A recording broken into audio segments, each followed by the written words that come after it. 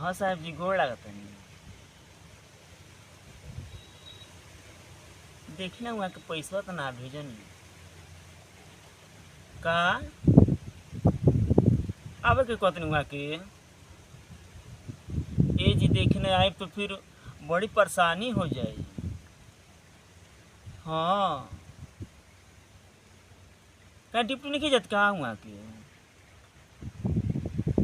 ये दादा डिप्टी नहीं खींचत तो आखिर कौन है ना हमन के धर्म कर्म चली ये जी।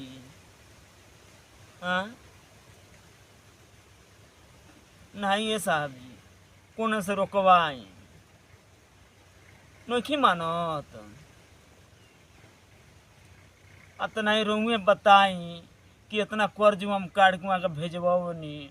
अब कह इतनी बैठल में कामों नहीं करे जा तो बताई कौने ना धर्म कर्म चलिए हई हमने के कैसे कर्जा हुआ भराई।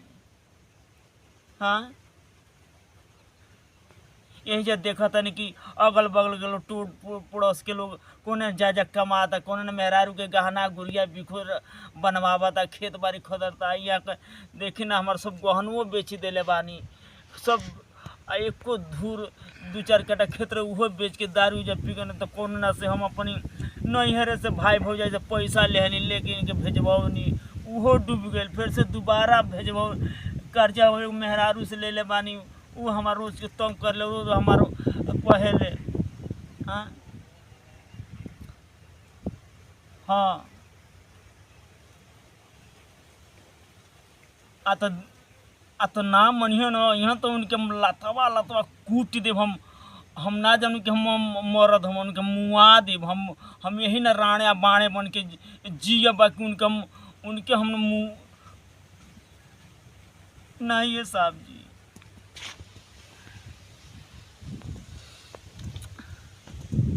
अरे का करी ये साहब ओके कौन तन बात कराई ना तो नहीं। हाँ बात कराई तो रूम में बन क्या रहूँगा कहाँ माना सुतल माना तो जगह तनी बात कराई तो कराई बात कराई आज उनके हम कुछ चुम्बर निकाल दी नथियू के बेटा के हम बात कराई। हेलो हाँ का कहत हलू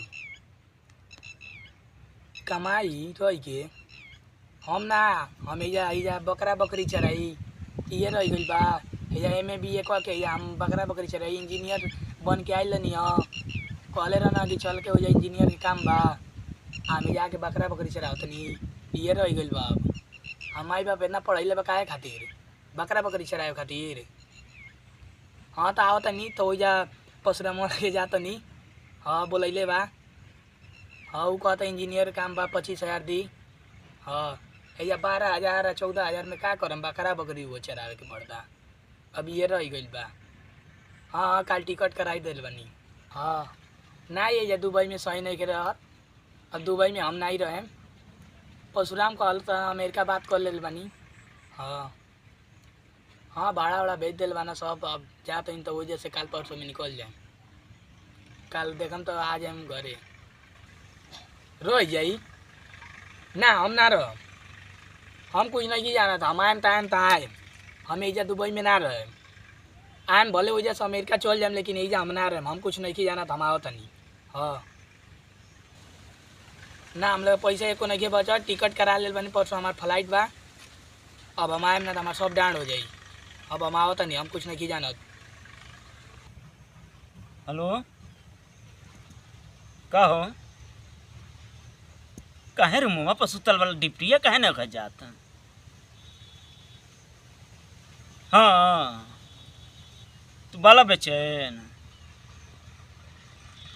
मारा तार पिठिया फाटी जाई जानते लेकिन ना तक इतना कर्जा हम काट के और रोज कर्जदार कपारे पर चढ़ रहता सब तू जा कोई जा नौटंकी कैले बाल। हाँ कहत हम डिप्टी न जाए घरे जाए घर आके कौन बाप के बिघावा छोड़ले बोले कि जोतबा बोबा रबा खैब जो रहे सब तो बेच बाच के चल रहा अब का बाटे खेबे पिएबुए। हाँ दुगल तू नाही तू घरे अब घरे आ गए तो तके काट के फेंक दो। हम नहीं जनू तू हमार मरद हो, हम यही ना विधवा बन के जियब लैकन के लेके बाकी तके मुआ दे तारा के। हाँ अमेरिका जी हाँ, दुबई में तो खटते नहीं तो जी हाँ, अमेरिका अमेरिका धैले वाला 5 लाख रुपया 10 लाख धैले वाला कोने बाप के कमाई धैले वाला। हाँ तार बाप पियक्कड़ तू पियक्कड़ हमके तलिया हम बोर दहल लेकिन हमार जौन बाटे कि वही ना रहता से खैले पीले के मोहताज भइल बान सब तारा वही नौटंकी सुधर तारा डिप्टी नहीं करे के। हाँ और ना तो कहतन का परसों टिकट टिकट करा ले वाला तू तनख्वाह कोने माई के भेजल 4 महीना से तनख्वाह ना तो कोने माई के तनख्वाह भेजत रहल बा कोने माई के। आवत तू तो टोला मोहल्ला जान जाए कि हाँ कोने मेहरारू के पाले पड़ल वाला आवत तक आज वो जो नाक खून के गाड़ देहनी आवत तू। हाँ हाँ आव